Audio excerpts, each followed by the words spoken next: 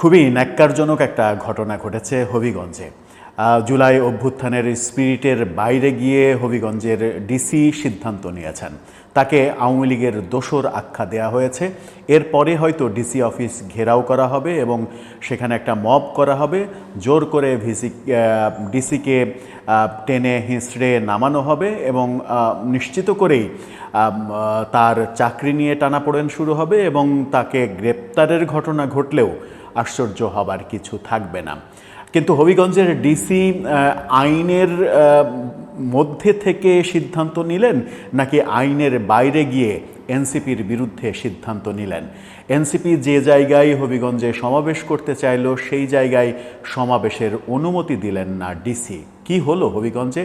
এত সাহস হবিগঞ্জের ডিসি কোথায় থেকে পেলেন? সেই আলোচনা করার চেষ্টা করবে এই ভিডিওতে। থাকবেন পলিটিক্স টিভির নিয়মিত আয়োজনে।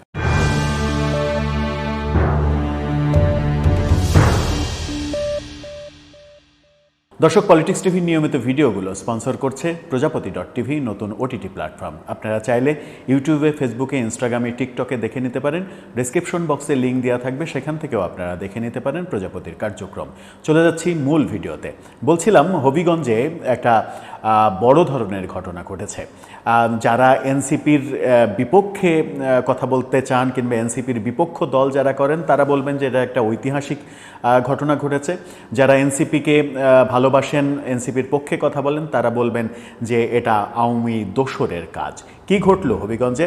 সংবাদ মাধ্যম যে শিরোনামটা বলছে সেটা হচ্ছে হবিগঞ্জে শহীদ মিনারে সমাবেশের অনুমতি মেলেনি, ক্ষুব্ধ এনসিপির নেতারা। অর্থাৎ ডিসি হবিগঞ্জের শহীদ মিনারে এনসিপির সমাবেশ করার অনুমতি দেননি। কেন শহীদ মিনারে সমাবেশের অনুমতি দিলেন না, কী কারণ, সেটা একটু চলুন দেখে নেওয়া যাক। সেখানে বলা হচ্ছে কেন্দ্রীয় শহীদ মিনারে জাতীয় নাগরিক পার্টির সমাবেশের অনুমতি দেননি জেলা প্রশাসক ডক্টর মোহাম্মদ ফরিদুর রহমান। এ কারণে তাকে আওয়ামী লীগের দোসর বলে অভিযোগ করেছে হবিগঞ্জের এনসিপি নেতারা। বুধবার এই ঘটনাটা ঘটেছিল। শহরের শ্মশানঘাটস্থ হবিগঞ্জ সদর উপজেলা এনসিপির কার্যালয়ে জরুরি সংবাদ সম্মেলন শেষে এই অভিযোগ করেছেন এনসিপি নেতারা। বলা হয়েছে, নিমতলা শহীদ মিনার প্রাঙ্গণে সমাবেশ করার অনুমতি চেয়ে কয়েকদিন আগে জেলা প্রশাসকের কাছে আবেদন করা হয়। তবে বুধবার বিকেলে ডেকে নিয়ে রাজনৈতিক প্রোগ্রাম হওয়ার কারণে শহীদ মিনারে সমাবেশের অনুমতি না দেওয়ার কথা জানান জেলা প্রশাসক। অর্থাৎ শহীদ মিনারে রাজনৈতিক কর্মসূচি হওয়া যাবে না, রাজনৈতিক কর্মসূচি শহীদ মিনারে হওয়ার নিয়ম নেই, সেই কথা ডিসি বলেছেন। বলে তাদেরকে ভিন্ন জায়গায় সমাবেশ করার জন্য বলেছেন। এতেই এনসিপি নেতারা ক্ষুব্ধ হয়েছেন এবং তাকে আওয়ামী দোসর আখ্যা দেওয়া হয়েছে। এটা নিয়ে সংবাদ সম্মেলনও করা হয়েছে। মোস্তফা কামাল এনসিপি নেতা, তিনি অভিযোগ করেছেন জেলা প্রশাসক ফ্যাসিস্ট আওয়ামী লীগের দোসর হলেও বর্তমানে একটি রাজনৈতিক দলের সঙ্গে আঁতাত করে চলছেন, তার আচরণে আমরা বিস্মিত। অর্থাৎ শুধু আওয়ামী লীগের দোসরও না, তিনি এখন আরেকটা রাজনৈতিক দলের সঙ্গে আঁতাত করে চলছেন। এনসিপি নিশ্চিত করেই হয়তো বিএনপির দিকে ইঙ্গিত করছে যে বিএনপির ছত্রছায়ায় বিএনপির সঙ্গে ভালো সম্পর্ক করে এই ডিসি কর্মকাণ্ড চালাচ্ছেন, যেখানে এনসিপি নেতারা পাত্তা পাননি, শহীদ মিনারে তারা সমাবেশের অনুমতি পাননি। সংবাদ সম্মেলনে লিখিত বক্তব্যে বলা হয়েছে, পদযাত্রা শহরের নিমতলা থেকে শুরু হওয়ার কথা থাকলেও অনুমতি না পাওয়ায় পৌরসভা মাঠ থেকে শুরু হয়ে টাউন হলে সেটা শেষ হয়েছে। সংবাদ সম্মেলনে বলা হয়েছিল যে টাউন হলে শেষ হবে, নিমতলা থেকে শুরু হবে।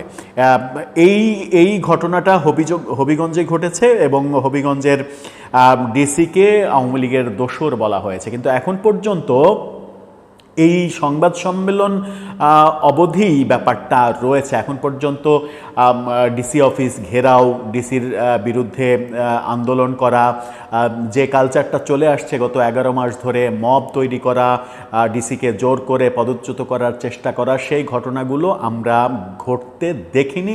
সেটা একটা স্বস্তির ব্যাপার। তার মানে কি এনসিপি নেতারা শেষ পর্যন্ত বুঝতে পেরেছেন যে শহীদ মিনারে রাজনৈতিক সমাবেশ, কোনো রাজনৈতিক দলের রাজনৈতিক সমাবেশ করা যায় না।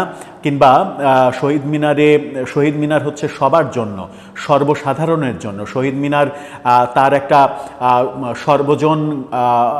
সার্বজনীন একটা ব্যাপার রয়েছে। সেখানে একটি রাজনৈতিক দল তার রাজনৈতিক সমাবেশ করবে, এটা শহীদ মিনারের ভাবমূর্তি ক্ষুণ্ণ হয় এটা ভেবে ডিসি যখন দেননি, সেটা এনসিপি নেতারা বুঝতে পারলো কিনা শেষ পর্যন্ত সেটাই বড় বিষয়। যেহেতু এটা নিয়ে বড় কিছু শেষ পর্যন্ত হয়নি এখন পর্যন্ত, জানি না ভবিষ্যতে হবে কিনা।